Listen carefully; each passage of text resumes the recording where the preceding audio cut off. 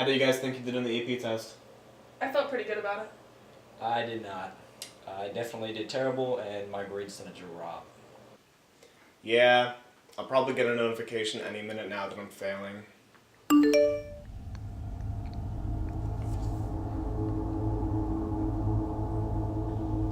Dude, I failed the test! I'm gonna get moved down to world culture! Dude, what's the next test on? Brazil. Dude, I don't have any more revisions left. I don't think he checks revision. Yes, he does! Dude, I gotta watch John Green.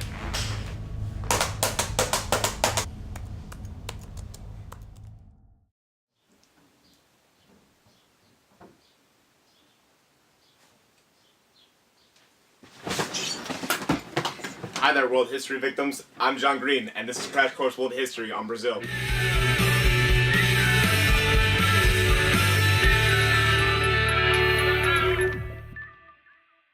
Today we're going to talk about Brazil, because no one talks anything about Brazil, and that's what Shannon picked out of a hat. Brazil is a country in South America, but Brazil was not always Brazil. Before being colonized, Brazil was made up of many small hunter and gatherer tribes until they encountered the Portuguese. It was founded by diplomat Pedro Álvares Cabral on April 22nd, 1500, under the sponsorship of the Kingdom of Portugal. Brazil's first colonizers were met with Tupinamba Indians, one group in the vast array of the continent's native population. Portugal's early goals were simple: monopolize the lucrative trade of pau-brasil, the tree that produced red dye that gave the country its name, and then to establish permanent settlement. The Portuguese attempted to enslave the natives to work on their plantations, but the natives were unaccustomed to long and hard hours in the field. Many natives either fled or died from European diseases. In Brazil, European powers competed for land. Although Portugal and Spain had the 1494 Treaty of Tordesillas, which set boundaries for each country in their newly discovered lands, the guidelines were vague, causing occasional territory disputes. England, France, and Holland did not fully recognize the treaty, and aggressively sought land in South America. Brazil also faced internal challenges from the distant Portuguese crown, who tried to maintain their control over the colony. Power was distributed among nobles and merchants known as captains, who were each given a slice of land. The slicing of land failed, and so, in 1549, a governor-general was dispatched to seize power and establish a capital in modern-day Salvador, which was eventually moved to the city of Rio de Janeiro in 1763. With the dawn of the Napoleonic era in Europe, the Portuguese king fled to Brazil.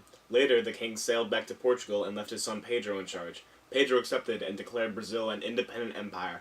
The empire ruled successfully until it was overthrown in 1889. Brazil became a republic, but faced many growing pains from the state of the economy and communist resistance. Since then, Brazil has faced instability, struggling through 8 constitutions and many ineffective leaders. Fact! Brazil is the 5th largest country in the world by both size and population. Let's take a look at the open letter. But first, what's in the secret compartment?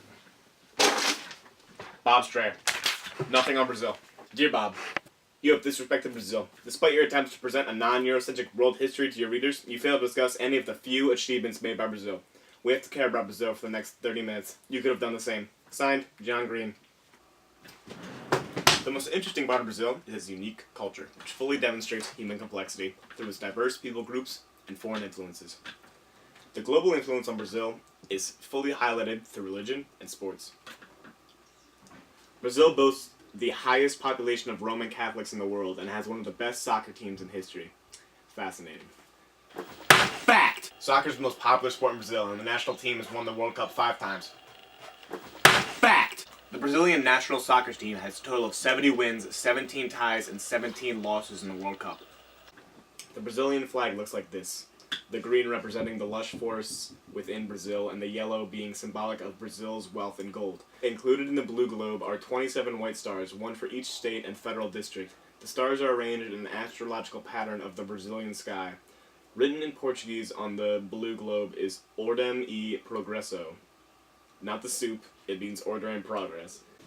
Now, we can talk about Brazil's economy. Trade is essential to Brazil's economic state, as they rely heavily on importation and exportation of agricultural products. Brazil has many different soils and climates, so it can produce a great variety of crops. Its agricultural exports include sugarcane, latex, coffee, cocoa beans, cotton, soybeans, rice, and tropical fruits. Brazil is also South America's most industrial nation, producing chemicals, steel, aircraft, and cars. Similar to the United States, Brazil is a federal republic with a president, a national congress, and a judiciary branch. From 1888 until recently, the country struggled with democracy. But in 1985, the military government was peacefully removed, and by 1995, Brazil's politics and economy had become fairly stable. As you can see, Brazil's evolution of the state, cultural transformations, and economic interactions with the world all exemplify a growing global complexity that has been with humankind from the beginning.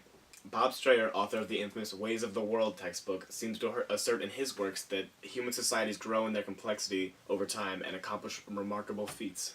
David Christian, another impactful author used in our course, argues that human beings are unique and have developed abilities unlike other animals. These abilities include symbolic language and collective learning. What exactly are these concepts? Stay tuned to find out. Thanks for watching. I'll see you next week.